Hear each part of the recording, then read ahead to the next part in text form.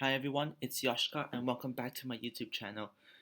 Hope you all had an amazing day so far, and let's get into part 4 of Bloodbones, and it will probably be the last part. So the video may be a bit longer than usual, so please bear with me, don't mind me, sorry about that. But anyways, let's get right into it. We're in a fight with 4 pirates of the Virago, so let's get started.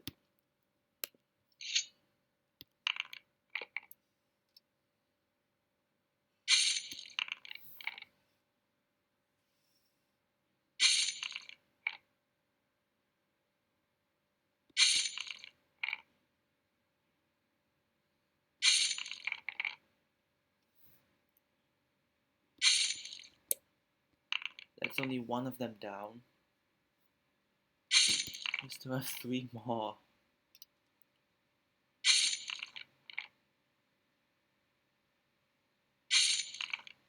Looking good so far. We're now at the halfway point, the median point.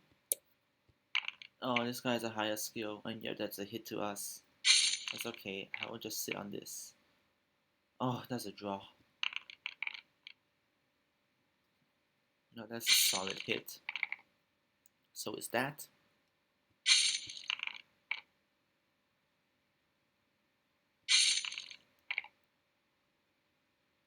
Okay, one more to go. The bosun. Oh, no, it's not our former TOK, head of TOK, Chris Bosun. It's Bosun. Bosun. No, I don't know. But we're talking about different things. Anyways, one more hit, and yes, we win. We are triumphant. So we defeated all our assailants. You decide you have nothing to gain by trying to board the Virago and set off for the temple of Keskari, the evil voodoo god, where you are sure the ritual to resurrect Cinnabar is to be completed. You soon leave the jungle with its strange sounds and rank smells of rotting vegetation and find the ground rising as you head into the foothills of the mountains. As the sun climbs higher in the sky, you climb higher to the mountains. Did you recently let a lizard riding Karina escape? No, we didn't. Test our luck. Lucky. Nice. Almost no vegetation grows in the dusty, windswept highlands. Entering a steep gully, you are horrified to see that it is lined with stakes on which are human skulls picked clean by vultures. Oh my goodness! At the top of the gully, you find yourself at the edge of a precipitous gorge, at the bottom of which, 100 meters below, is a fast-flowing river. The stakes mark out the path to a rope bridge sunk across the chasm, which leads directly into the side of a cliff, into which has been carved by a massive skull with a feathered headdress. In the distance, surrounded by rocky crags, you can also make out a stepstone building. You know that you have found the temple of Keskari. You have no option but to cross the rope bridge. Test our luck again. Our luck is now 12. Okay, lucky. Although the ropes and planks of the bridge creak and groan as you're passing, the whole thing holds and you enter the cliff face through the skull's open mouth. You find yourself in a high-ceilinged torchlit tunnel which cuts its way deep into the mountain. It is not long before the tunnel opens out into a large square chamber. Hideous painted carvings adorn the walls here, but there is nothing else of interest in the room. However, 3 archways in the opposite wall lead on towards the temple. You can either go to the archway on the left, in the center, or the right. We'll go to the left. You have not traveled very far along the passageway beyond the left-hand archway when the corridor turns left into a small, dark, rough-hewn chamber. Curiously, pieces of shipping tackle have been apparently abandoned here, including a ship's wheel, but the object which intrigues you most lies in the middle of the floor. It is a plain wooden coffin, draped with a Jolly Roger. There is no other way out of the chamber other than the way you came, so we can either search the chamber for useful items, open the coffin, or retrace the steps and pass to the central archway or the right-hand archway. We'll search the chamber first. As you search the chamber, you find yourself wondering who put all of this junk here and why. Amongst the detritus, you find a broken oil lantern, an old tarpaulin, and a splintered piece of balustrade, possibly from a ship's forecastle. In other words, nothing of value. Now let's open the coffin. Pulling back the pirate flag, you prise open the nailed lid of the coffin. You gasp and take a step back on seeing that the coffin is still occupied. Lying within it is the body of a pirate still wearing a tricorn hat and ragged waistcoat. The dead man's hands are crossed on his chest, and in his rigor mortis locked fingers, the corpse clutches a golden talisman fashioned to look like a scorpion. The most unsettling thing about the pirate's corpse is that despite being trapped within a sealed coffin and left in an abandoned room, apart from having a rather unhealthily grey pallor onto its skin, it doesn't look like he is really begun to decay at all. Let's take the scorpion talisman. Oh no. Prizing the dead pirate's fingers open, you try to take the talisman. Suddenly the dead man's eyes flick open and a cruel smile twists its drawn lips, revealing the elongated points of the pirate's incisors. You leap backwards in fright, feeling badly shaken, losing one luck point. Okay, now let's draw a sword. As you unsheath your weapon, the pirate's grinning corpse rises from the coffin. Well, well, the dead man says in a cracked voice. It's been so long since I've had a drink. Poor old Roger could die of thirst. So he could. With fangs barred and taloned hands raised, the vampiric pirate advances towards you. Let's find again. Oh yes, we're on 10 luck right now, but I can use the Fortune's Favor spell, which I've learned, to restore 3 luck points. Anyways, this Jolly Roger guy is done. Okay, let's see. At your killing stroke, the vampire crumbles to dust before your very eyes. There is now nothing to stop you from claiming the Scorpion Talisman as your own. It must be worth at least 10 gold. Oh, let's just search the coffin. Oh shoot. As you rummage about inside the dead pirate's coffin, you disturb a number of blood maggots that were lurking there. Each of the eyeless grubs latches into your flesh with its barbed mouth parts. Oh, you rolled 2 and lost 2 stamina. Having managed to pull the horrid creatures from the ravaged flesh, you hastily depart the vampire's chamber. Yes, we have defeated the Jolly Roger.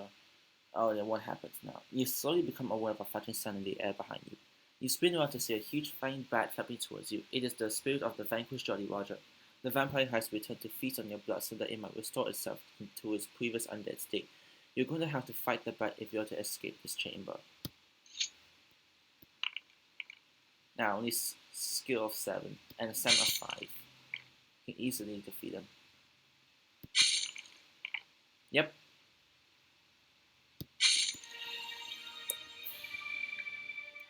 Okay, back into the outer entrance chamber of the temple. We'll go to the central arch.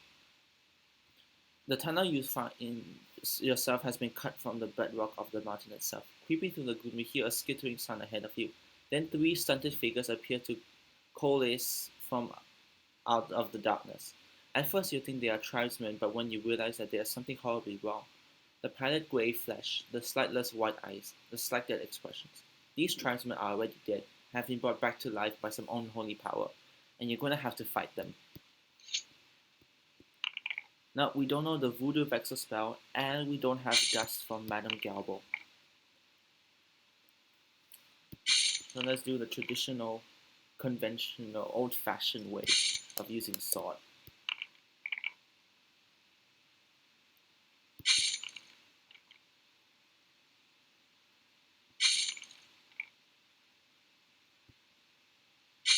Only 6 to 9, that should have done extra damage because it's so OP, the difference of 17.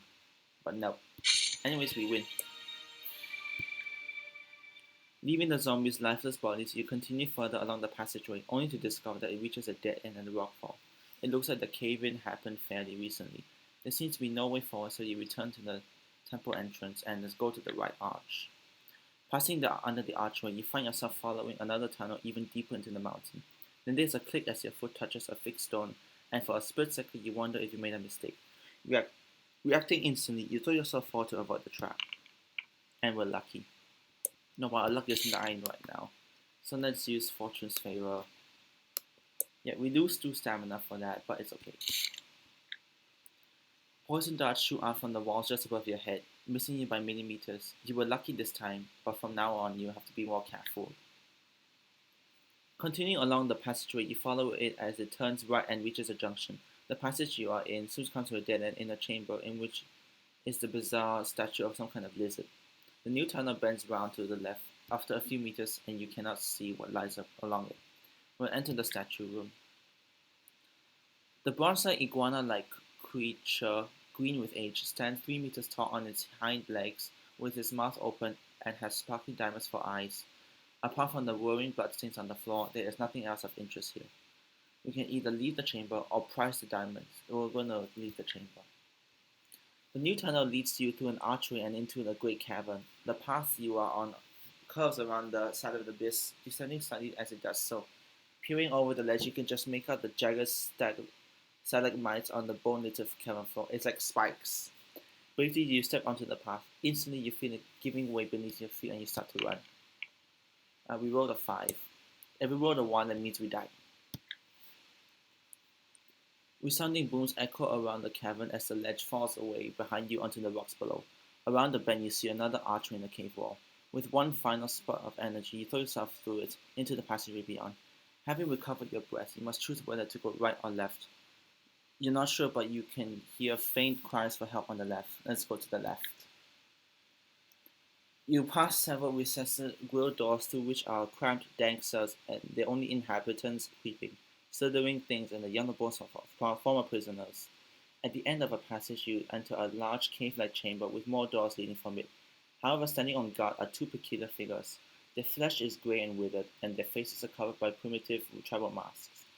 Each holds a spear, and seeing you, they move on towards you. You can either fight them or run right down the junction. We'll fight them. Your attackers are masked zombies, created through dark voodoo rituals to be guards and servants in Ketskari's temple.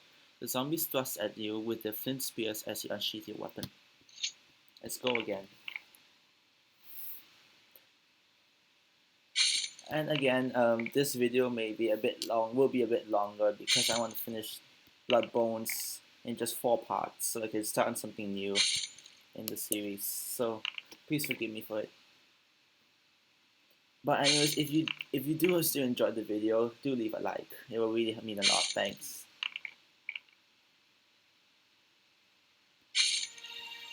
Okay, we win.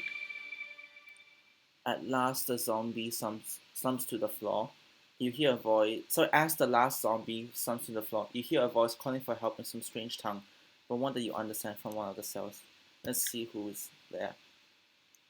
Sure enough, in one cell you find 5 half-starved tribespeople whom you release. Having thanked you profusely for freeing them, they return the favor by giving you any information that they can that may help you. They know nothing about the past of the Black Skull, but they do know the masked zombies' secret. The masks themselves imbue the zombies with Ketskari's power, and if removed, the undead will become severely weakened. Knowing this, if you ever find yourself in combat with masked zombies, rather than fighting them in the usual way, you can try to remove their masks. If you had not saved the tribespeople, their fate would have been to be turned into masked zombies too. The prisoners overheard the temple's high priest telling one of his acolytes about a code and used the phrase back to, forward to, back to, forward to. You gain 1 luck point. Following the passageway past the T-junction, you pass between walls crudely daubed with images of Ketskari and other voodoo deities, dealing out death in its various forms to humans. Fleeing the floor shift, you immediately know what is happening. A balance trap has been triggered, and the floor is tilting up to reveal a deep spiked pit underneath. Your only hope is to leap over the treacherous gap, now opening up before you. Yes, we passed the skill check. Agilely, you throw yourself over the pit and land in a forward roll on the other side. Up on your feet again, you step on another macabrely carved archway into a rough-hewn corridor, which has both left and right. This one is a bit harder. I forgot the part here, so I may need to rewind. Let's go left. Okay, I think we're here. This is the right one. The tunnel ends in a semicircular room on the far side of which is an ornately carved stone door flanked by 2 zombie-like creatures with strange tribal masks covering their faces. As soon as you enter the chamber, the mindless guards shamble towards you. We're going to remove their masks. Running up to the zombies, you rip the masks from their faces. They let cry a gurgling scream and move to attack. Now they've been weakened, I can see.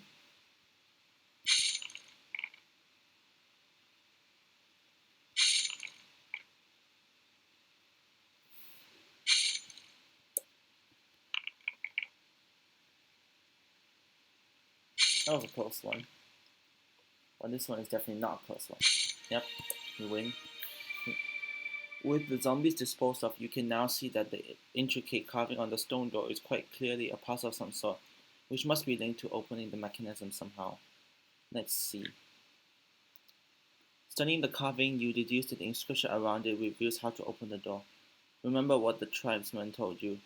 Back 2, forward 2, back 2, forward 2. Let's see. This one is hard.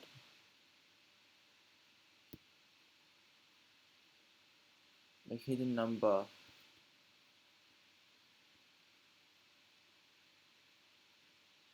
No, actually, I remember that this one doesn't need you to open the door. Now let's just type something random.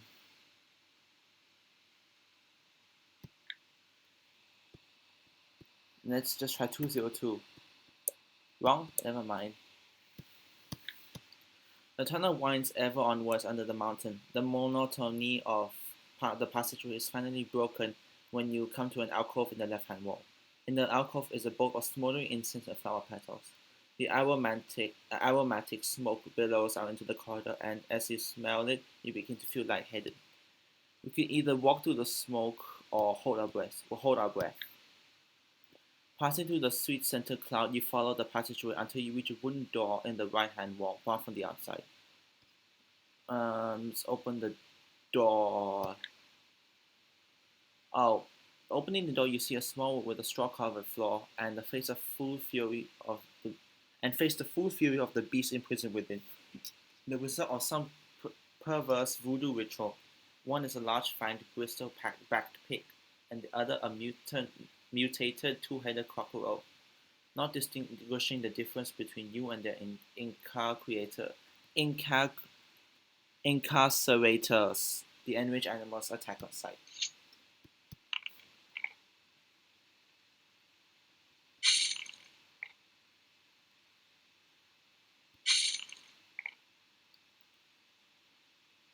I need to learn how to read more slowly. Sorry if I'm stuttering or mumbling a lot with that.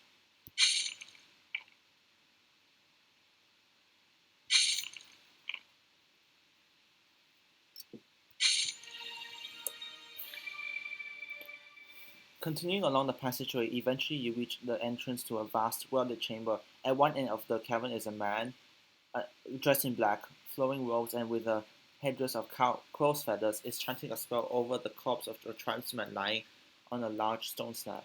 Surrounding the voodoo priest and filling much of the chamber is a horde of masked zombies. Fascinated, you watch as the tribesman's corpse becomes pallid when withers. The priest then places a tribal mask, which glows with an eldritch light on its head, and instantly the zombie sits up. Then the priest looks up directly at you. With a screeching cry, he points in your direction, and his undead servants shamble forwards. There is only one exit from the chamber, not blocked by the zombies. We were gonna run for it. Evading the grasp hands of the zombies, you rush past them and along the new tunnel. Your heart racing is with adrenaline as you skid to a halt at the entrance of another cave. The zombies are quite a way behind you, but there is something far worse ahead. A fissure in the cave roof is open to the outside world, and much of the chamber is a tangle of sticky webs. Crawling down from the crack on the glistening threads is a creature you had hoped never to meet again, the Scaragna. Since you last encountered the hybrid, the spider scorpion has regained some of its strength, and this time it is determined not to let you get away. Let's fight.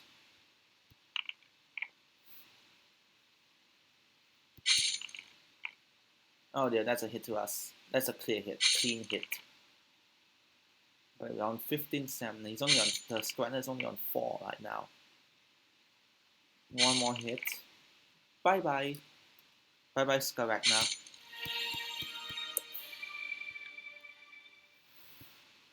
Your battle over, you suddenly find yourself surrounded by masked zombies. Unable to take on all of the voodoo priest's undead slaves, you soon find yourself restrained and dragged from the Scaragna's web lair. Hauled into the inner sanctum of the temple, you are brought before Ramatu, the high priest of Ketskari. At one end of the chamber is a statue of the voodoo death god, just as in the shrine back in the pot of crabs. Only this one is even larger and more macabre. The high priest himself is an intimidating figure. He wears crimson and scarlet robes, no doubt dyed in blood, a feathered head dress like that of Keskari, and a necklace of shrunken human heads. On his chest is the tattoo of a huge black skull, and in one hand he is holding an upturned human skull full of a foul green liquid. "Intruder," he says, speaking for the first time, "you have trespassed within the temple of the Dark One. As punishment, you must drink the ichor of Keskari." Held in the tight grip of the master zombies, your mouth is forced open and the foul liquid is poured down your throat, and you are made to swallow. Immediately you are assailed by all manner of phantasmal creatures, cruel, jeering spirits, and grotesque half-human things. That's our skill. And we pass. In your mind, you manage to evade these monstrous spirits, even though you have escaped their wrath. A large grotesque form that looks like Ramatu builds in your mind. His presence is overwhelming. You need to roll 2 dice, and it's less than our stamina. Deep down, you know that the nightmares you are witnessing are not real and manage to convince yourself that they are merely illusions. At once, the phantasms vanish. However, Ramatu is obviously expecting you to be overcome by fear and, surrounded by zombies, you are in no position to stop him. In a brilliant piece of acting, you let a loud scream and collapse on the floor, satisfied that he has broken your will. Ramatu dismisses the mass zombies and returns to his blasphemous rituals. When you are sure that the coast is clear, you leap to your feet and run at the high priest, yelling, "No, we haven't smashed the crystal." I think that must have been behind that door with back 2 forward 2 on it. As you draw your sword against Ramatu, he prepares to retaliate by casting a spell. Roll 2 dice. Rolled 8. What's this guy Ramatu got? Oh dear. You can feel the magical energy building up within the inner sanctum. "Kaskari's curse," he cries. You are now surrounded by blue and purple energy that whirls around your body before finally entering your nostrils. Suddenly you feel weaker than before and fall to your knees. You lose 1 skill, 1 luck, and 3 stamina points. It's okay, we're still pretty strong. Seeing that you are still alive but weakened, Ramatu pulls out a golden dagger with an obsidian blade from his robes and advances. As you fight, the dagger lets out an ear-piercing shriek, which you find very disconcerting. Your attack strength is reduced by 1 point for the duration of this battle. Okay. Oh dear, that's bad. It's okay, we're gonna defeat Ramatu. I'm gonna defeat him. You still need to get to Cinnabar and then possibly fight Keskari. Okay, now that's horrible. That one's a miss. That one's a solid hit. Now, my dear friend. Oh, okay, that's awful. Now, my dear Ramatu, I'm gonna use luck. Alvida's in. We win. But we're down to 6 stamina, so I'm gonna eat some provisions. And yep, again, and drink a bottle of rum. So we're up to 18 stamina. Anyways, let's go. "You're too late," gasps Ramatu with his dying breath. "The ritual is complete. Cinnabar is invulnerable." And then he's dead. You have rid the world of the evil Ramatu, Keskari's servant. Congratulations. You gain 1 luck point. There is no time to lose. Cinnabar must be on his way back to the Pot of Crabs right now. As you prepare to leave the temple in pursuit of the pirate lord, you catch sight of the altar at the base of Keskari's statue. On it is a fetish of the dark god spirit and a sparkling fist-sized pearl. We're going to pick up the fetish. Taking the fetish in your hands doesn't produce any ill effects, so thinking it could be useful later, you stole the grim little item to your backpack. Now let's grab the pearl. On touching the pearl, you feel a warm tingling sensation in your arm. Holding the pearl in both hands, your whole body is filled with revitalizing energy. Both your skill and stamina scores are restored to the initial levels, and you regain 2 luck points. Awesome. Blessed by the life-giving pearl which Ramatu stole from the Usai tribe, we're gonna leave the temple now. You rush out of the temple into the blazing sunshine. If you can catch up with Cinnabar, maybe you'll be able to stop him before he leaves Bone Island.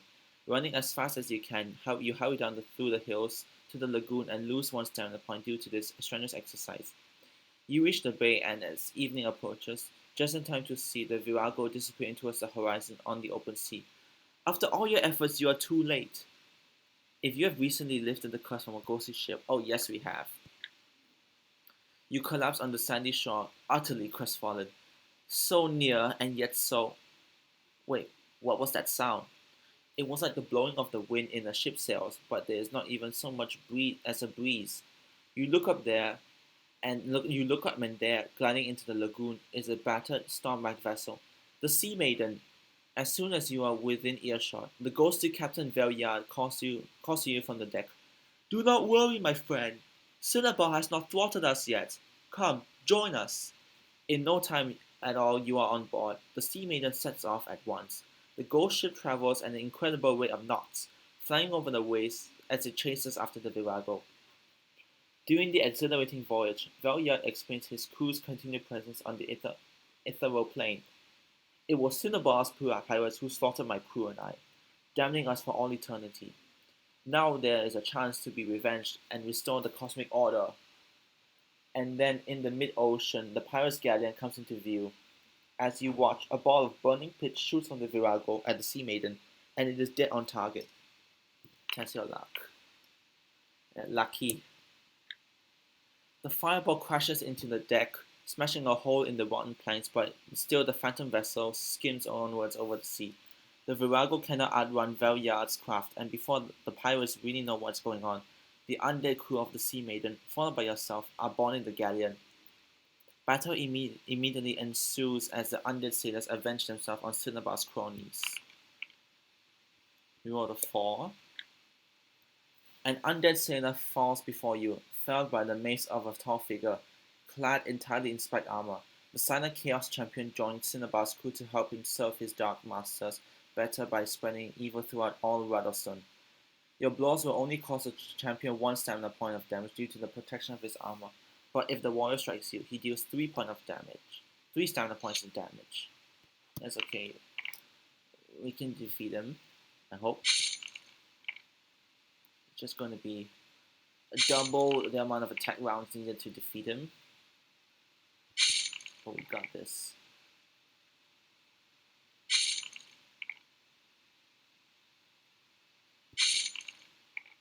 Two more left. One more. Yep, he's dead. We are triumphant, and we triumph over this fearsome foe. Curse you! Shouts a red-haired woman, leaping into your way. You recognize the fire woman as Mirelle the Red, Cinnabar's second in command. It was she who recovered the pirate lord's body and brought him back into this world. Thanks to you, I now have this, she spits, revealing a hook in place of her left hand. But I shall make you pay for your crime tenfold. Oh yeah, we'll see about that.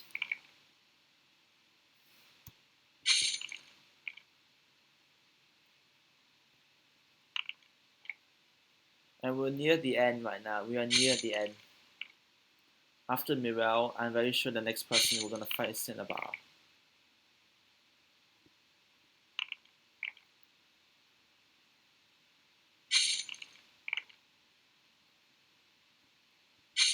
Yeah, Mirelle is dead.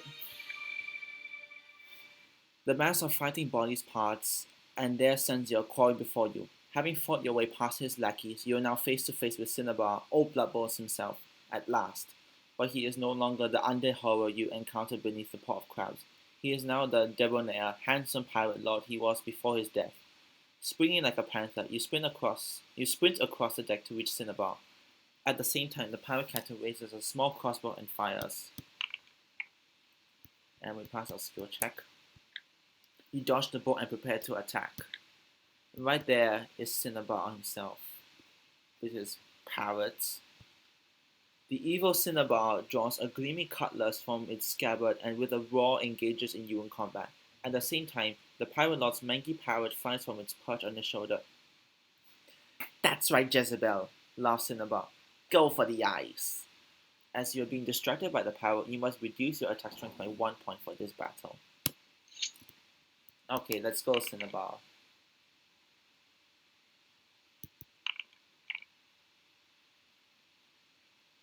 First blood. Second blood.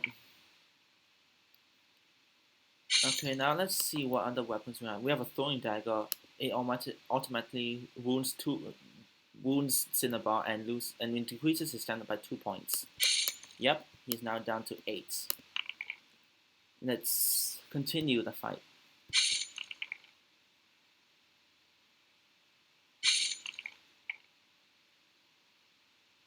And for fun, we'll just use luck again. Nice. Wait, 14 luck? Wait, wow. Okay, I'm triumphant. Yes, we did defeat the murder of my family. Yes, if you managed to defeat the murder of your family. Yep. Cinnabar slumps to the deck, and you have overcome him at last. But what is this? His wounds closing before your very eyes. Cinnabar rises to his feet again, seemingly unharmed. Don't you understand? He mocks. The ceremony is completed. I am invulnerable and I shall be invincible. And do you know why? Cinnabar is boasting now. My heart is no longer inside my body. Ha ha ha. Oh, but we have a Keskari fetish. And that's Keskari himself, the evil voodoo god. Could it be?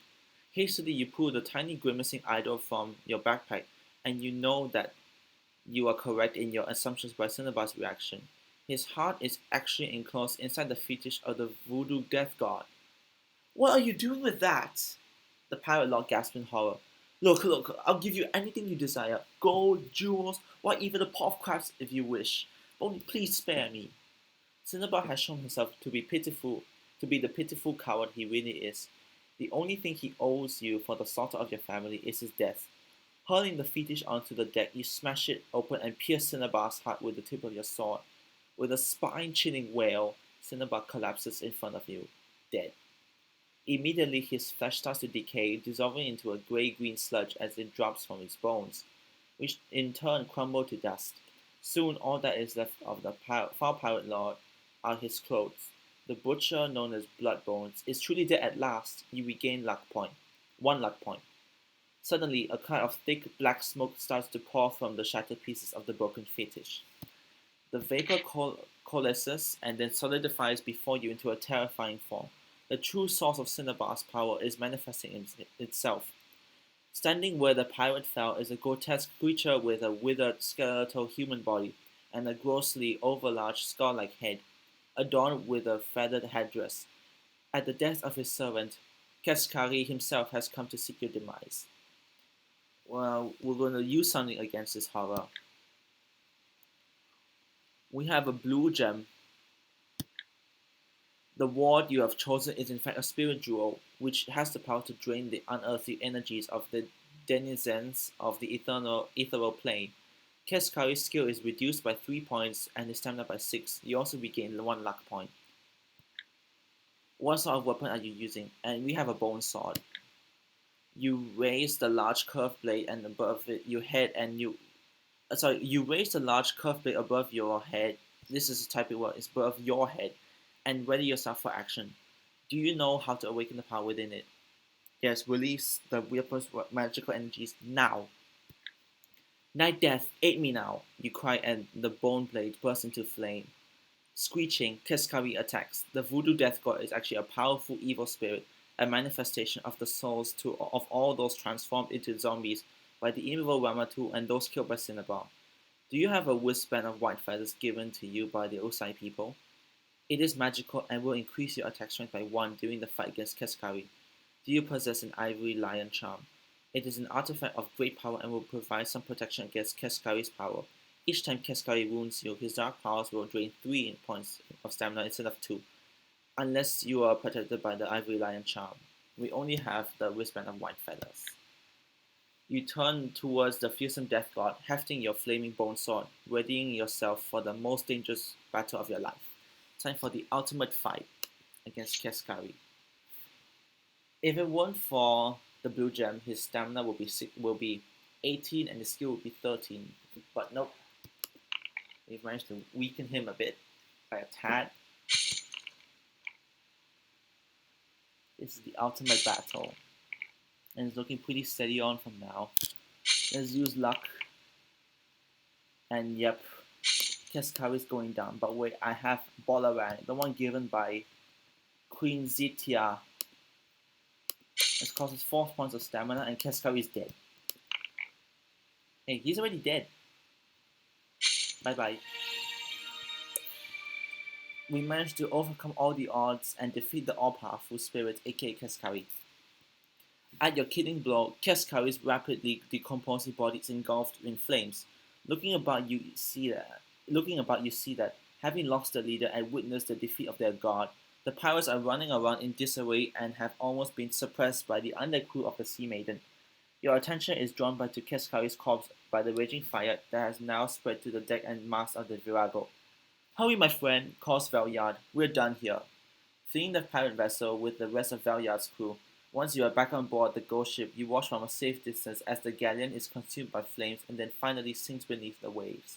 Thanks to you, the cruel pirate lord Cinnabar has been destroyed, along with his evil master Cascari.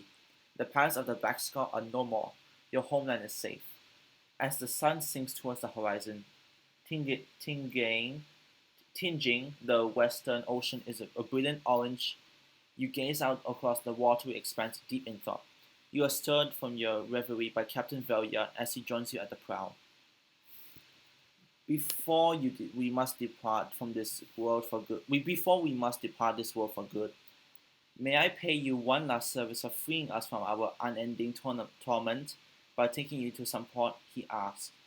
Yes, you say in reply. Clam Beach. Take me home. The end. We've won this. We've defeated Cinnabar and Cascari, and at the end we have finished Bloodbones. Thank you all for joining on this 4-part series. Hope you really enjoyed it. If there's any other content you'd like me to make, do mention in the comments as well. Leave a like on this video and subscribe if you haven't done so yet. Thank you so much for watching the video again, and I hope to see you again next time for my next video, which I do not know when I'll post soon, but hopefully within the next 2-3 days. Anyways, thank you guys for watching again. Take care, have a great day, and goodbye.